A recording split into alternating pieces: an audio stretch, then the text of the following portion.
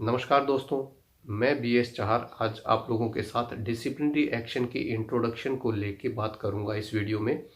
यानी कि disciplinary action क्या होता है, क्यों लिया जाता है, इसकी प्रोसेस क्या होती है, टाइम एलिमेंट के बारे में बात करेंगे। इन सब का एक बिल्कुल ही ब्रीफ डिस्कशन करेंगे। लेकिन वीडियो में आगे चलने से पहले मैं आप लोगों को ये बता देना चाहता हूँ कि अब मैं डिसिप्लिनरी एक्शन को लेके एक पूरी वीडियो सीरीज बनाने जा रहा हूँ।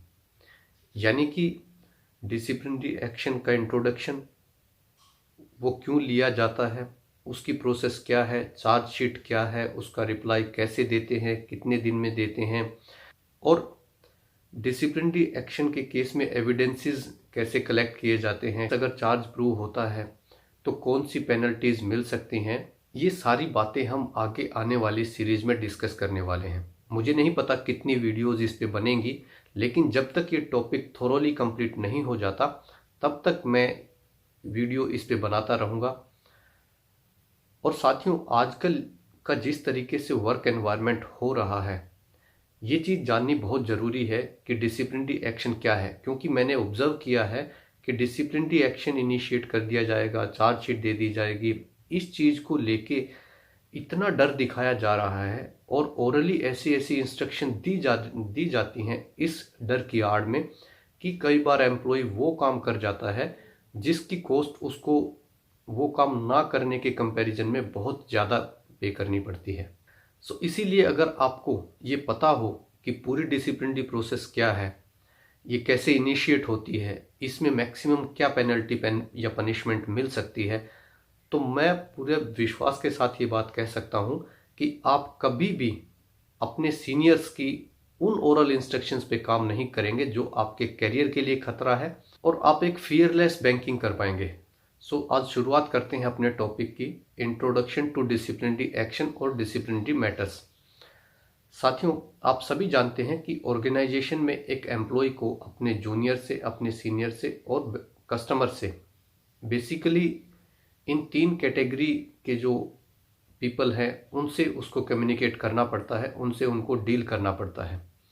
सो ऐसे केसेस में ये सारी प्रोसेस, जो वर्क एनवायरनमेंट है वो स्मूथ रहे, बैंक की इमेज खराब ना हो, और ये जो वर्क एनवायरनमेंट है ये अच्छा रहे, बिजनेस को प्रमोट करने वाला रहे, बैंक की ग्रोथ इंश्योर करे, इसके लिए बैंक ने अलग अलग रूल्स एंड रेगुलेशंस बनाए हैं। वो क्लरिकल के लिए अलग हैं और ऑफिसर कैटेगरी के लिए अलग हैं। वो रूल्स एंड रेगुलेशन ये इंश्योर करने के लिए भी बनाए गए हैं कि एक पर्टिकुलर सेट ऑफ गोल जो ऑर्गेनाइजेशन का है उसको अचीव करने के लिए एम्प्लॉय अपना काम करे, उस डायरेक्शन में काम करे। ये सारी चीज़ें इंश्योर करने के लिए, जिसमें बिजनेस ग्रोथ है, हेल्दी वर्क एनवायरनमेंट है, हेल्दी बैंक की इमेज है, ये सारी इंश्योर करने के लिए ही ये रूल्स रेगुलेशंस जो सेट किए जाते हैं, और उनका वोलेशन करना ही मिसकंडक्ट कहलाता है। यानी जो आपको करना एक्सपेक्टेड है वो आप ना करें, जिस तरीके से करना एक्सपेक्टेड है उस तरीके से ना करें, उस केस में ही मिसकंडक्ट कहलाता है और उस केस में ही डिसिप्लिनरी एक्शन इनिशिएट किया जा सकता है। अब बात करते हैं कि ऑब्जेक्टिव्स क्या हैं डिसिप्लिनरी एक्शन इनिशिएट करने के। एक तो साथियों, जिसने गलत किया है उसके अगेंस्ट रिफॉर्मेटिव व्यू के साथ उसको पनिशमेंट देना। रिफॉर्मेटिव व्यू का मतलब ये है कि उसको आगे सुधार का मौका मिलना चाहिए, यानी छोटी मोटी गलती के लिए उसको घर बैठा देना, इस तरीके से डिसिप्लिनरी एक्शन का पर्पस नहीं होना चाहिए कि छोटी सी गलती की एक्शन इनिशिएट कर दिया या फिर छोटी सी गलती की उसको टर्मिनेट करके घर भेज दिया, जिसके बाद उसको कोई भी इम्प्रूवमेंट का मौका नहीं मिलेगा। सो ये पर्पस नहीं है। इसका पर्पज है कि पनिशमेंट भी देनी है, लेकिन वो अपने आप को सुधार लेके आ सके, अपने बिहेवियर में चेंज लेके आ सके, उसका मौका भी देना है। इसके साथ जो दूसरा सबसे बड़ा ऑब्जेक्टिव है वो ये है कि जो दूसरे लोग हैं ऑर्गेनाइजेशंस में काम कर रहे हैं, उनको ये ना लगे कि ऑर्गेनाइजेशन में कुछ भी करते रहेंगे तो उनके अगेंस्ट कोई भी एक्शन नहीं लिया जाएगा। जैसे ही कोई गलत करता है उसके अगेंस्ट एक्शन लिया जाता है तो दूसरों को पता चलता है कि हाँ, उसने गलत किया था, उसके अगेंस्ट एक्शन लिया गया है, आप करोगे तो आपके अगेंस्ट भी लिया जाएगा। दूसरा सबसे बड़ा ऑब्जेक्टिव ये है।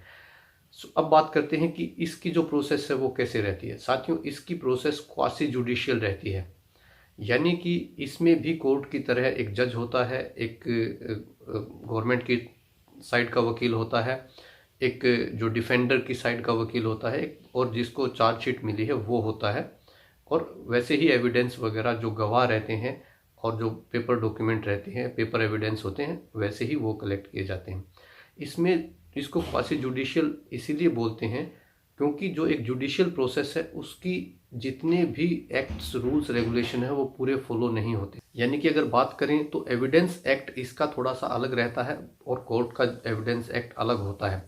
इसके साथ साथ कोर्ट में कई बार बेनिफिट ऑफ डाउट भी दिया जाता है क्रिमिनल को, जबकि बैंक में बेनिफिट ऑफ डाउट नहीं दिया जाता। बैंक की जो पूरी डिसिप्लिनरी एक्शन की जो प्रोसेस है वो प्रीपोंडरेंस ऑफ प्रोबेबिलिटी एक प्रिंसिपल है, उसके चारों तरफ ही वो रिवॉल्व करती है। उसी के तहत ही जो चार्जेज हैं वो प्रूव किए जाते हैं।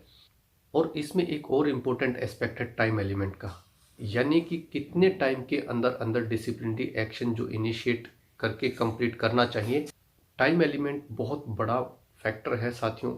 यानी कि साथियों, जैसे ही कोई मिसकंडक्ट हुआ उसके तुरंत बाद एक्शन इनिशिएट होना चाहिए और एक लिमिटेड टाइम फ्रेम में वो कंप्लीट भी होना चाहिए। ऐसा नहीं है कि एक्शन आज इनिशिएट हुआ उसके बाद उसकी 5 साल की सर्विस कंप्लीट होगी और उसका जो एक्शन का जो डिसिप्लिनरी एक्शन लिया है उसका कंक्लूजन, उसकी पनिशमेंट तब तक भी डिसाइड नहीं हुई।